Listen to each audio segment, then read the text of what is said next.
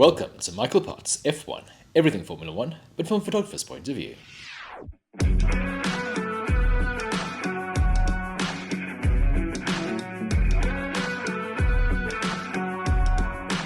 Who is going to win the 2024 Formula One Championship? We have just 6 races left of the 2024 season, and I'm kind of surprised to be even creating this sort of video this year. 20 seconds after Max crossed the line in Bahrain at the start of the season, I had expected another year of Red Bull dominance, but that only lasted 2 races. How do you win a Formula One championship? Surely, it's just about scoring the most points. Drivers scored 25 points for a win, 18 for second, 15 for third, etc., all the way down to 1 point for 10th. A driver can score an additional point for fastest lap as long as they finish within the top 10 finishes. We have 3 sprint races remaining in 2024, and here the drivers can score additional 8 points for a win, 7 for second, 6 for third, all the way down to 1 point for 8th place. No fastest lap points in this format. If at the end of the season 2 drivers are on the same points, then the driver with the most wins is the champion. If that is also equal, then we count back to second places, etc., until one driver has an advantage. That means there's 150 points available for race wins, 6 points for fastest laps, 24 for sprint race wins, which equals 180 points available in total, in theory, for the driver who can deliver 6 perfect weekends. Let's have a look to see who the contenders are. Max Verstappen is leading on 331 points. Lando Norris is only 52 points behind him on 279, Charles Leclerc is on 245, and technically, even George Russell, currently 7th in the standings on 155 points, could win it. But that is very unlikely. Sergio Perez is out of contention because there's not enough points available for him to overtake Max.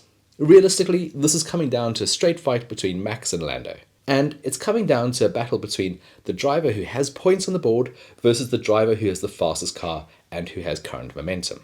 Max's points advantage is very strong. He can finish second in every event and still win the title, regardless of whatever Lando does. If Lando manages to win every race, get every fastest lap, he still won't beat Max if Max can finish second. Max also has an advantage in terms of wins. If the scores are tied, he's currently won 7 races this year, and Lando's only won 3. Lando has achieved more second places. One thing that could be in Lando's favour is how competitive Formula One is this season.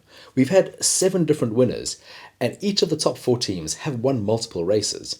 That means there's a good chance other drivers could get in between him and Max, which is what he needs to claw back as many points as possible.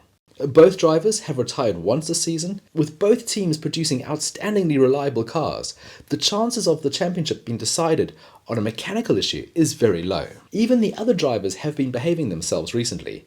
We've had 9 races without a safety car, which is some sort of record in Formula One. Safety cars usually mix things up and they create a lot of chaos. So that might be one less variable that comes into play to decide the championship. Max has used 5 power units this season compared to 4 for Lando. The limit for the season is 4, which is why Max started the Belgian Grand Prix 10 places down. Interestingly, the punishment for taking your 5th power unit is a 10-place grid drop. For your next power unit, after that, it's only 5 places.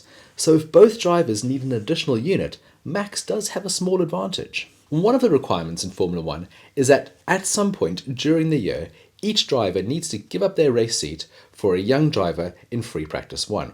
Neither Max nor Lando has done this yet. Selecting the right race to do that could be interesting. We know that Pato O'Ward will be driving one of the McLarens at his home Grand Prix in Mexico, but will that be for Oscar or Lando? There are really only 2 races where this can be done comfortably for teams, at the Mexico race or in Abu Dhabi. The other 3 are sprint races. You wouldn't want to sacrifice your Free Practice 1 on a sprint weekend, and Las Vegas is still very new, so free practice sessions in all 4 of those races is very important. I can imagine if the title is on the line, you wouldn't want to be giving up your free practice session in Abu Dhabi either.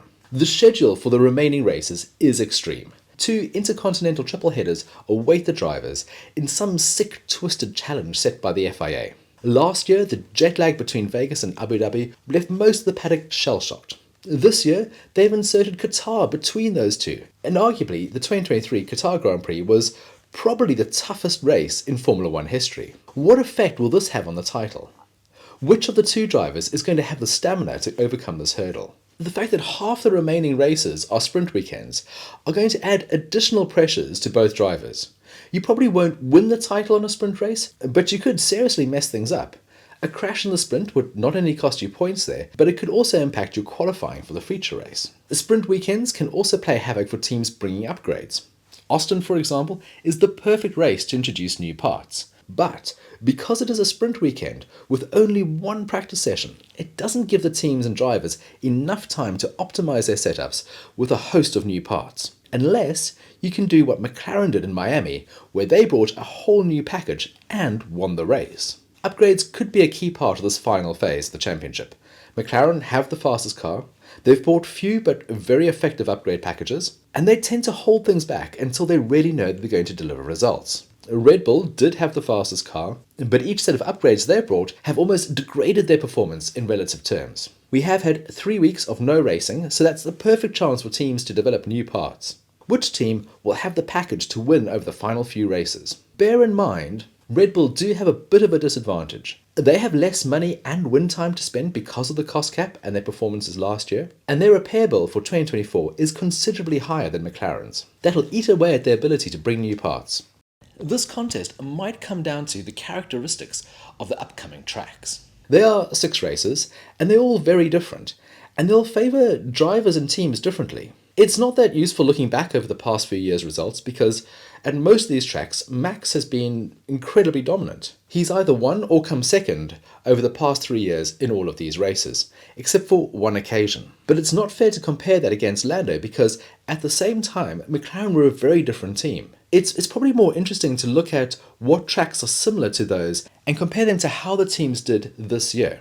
First off is the Circuit of the Americas. This is an amazing track. It's a modern classic. It has a lot of corners similar to the great corners from other tracks, but its biggest similarity, I think, is to Silverstone. It has a corner sequence similar to Maggots and Beckett's. Both have slow technical sections requiring a good level of downforce, and they have long straights where you need low drag. Suzuka is also very similar in terms of undulation, but that event was held this year before the McLaren revival. In Silverstone this year, Max came second and Lando was third. However, Lando was the faster of the two, but poor McLaren strategy cost him the win. The Mexico City Grand Prix is a little bit like the Red Bull Ring or Monza, tracks with a few corners and long straights. But it is unique in its own way. The air is so thin, here the teams can run more downforce than they did in Monza, but achieve a higher top speed. At both the Austrian and the Italian Grand Prix, the McLaren was probably the faster of the two cars. Interlagos has similarities with Zandvoort. Lando was incredibly dominant here, but Max did take second place over this fast-flowing track. The Las Vegas Grand Prix circuit is the only street track to feature in the last 6. It's closer to Baku than it is to Monaco. High speed, low drag, but also with lots of technical bits. Last year's race was a cracker with 3 different drivers leading the Grand Prix. This year, McLaren were very strong in Baku, but it was Oscar rather than Lando that took the win. Lando was faster than Max, despite his awful qualifying. The Lusail International Circuit is probably more Silverstone-esque, with lots of high-speed corners. And the final track that we're coming to is Yas Marina. And this is quite a hard one to place. The recent changes have made it a lot more interesting. There's lots of technical corners, maybe not too dissimilar to Miami. Both are very flat. They're sort of pseudo street circuits with slow corners and long straights. Miami was the venue of Lando's first win, albeit a very fortunate one. If we look at the results of these venues going over the past few years, Max has a massive advantage. But if we look at similar tracks since Miami, there might be a small advantage to Lando. Lando does have momentum. He has finished ahead of Max in the past 6 races. But Max is still always there and thereabouts. He's usually just one place behind Lando. This year, Max has probably won or got results where he's outperformed his car, where Lando has missed chances that were going a-begging, either through poor starts or poor strategy.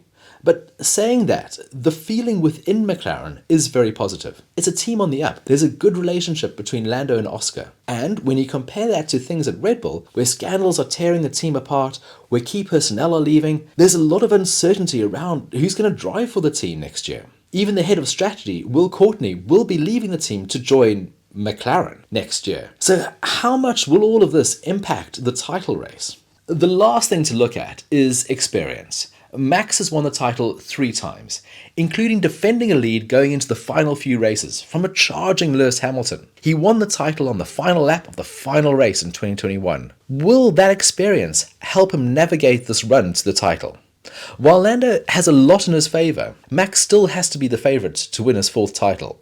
What do you think? Please let me know in the comments below.